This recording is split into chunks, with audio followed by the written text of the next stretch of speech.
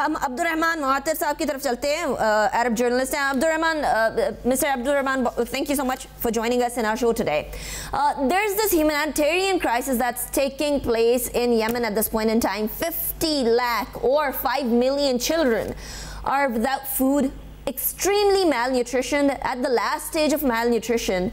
And there's this problem and this tussle going on between Iran and Saudi Arabia. How can this be resolved to ultimately bring peace in Yemen?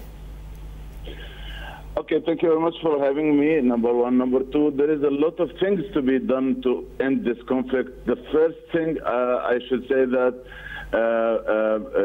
we should understand why this conflict started, how it started. You know, when we have a full knowledge, jab tak hamara paas full knowledge hai, how this problem started, then we cannot solve it. Let me also remind you of the statement issued yesterday by the government of Pakistan and the Prime Minister. मेरा ख्याल ये बहुत बड़ा मुस्बत इक़दाम है that Pakistan may help in solving the crisis or the issues of the Middle East, and the Yemen issue is one of the most important and most necessary issues to be solved.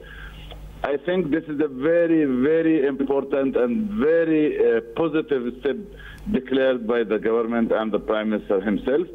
लेकिन मेरा ख्याल that Pakistan अभी बहुत late हो गया. Pakistan is very important country, being the big brother of both Saudi Arabia and Iran. Let me say, देखो पाकिस्तान इन दोनों ममालिक से बड़ा है, ज़्यादा important है, ज़्यादा power वाला मुल्क है.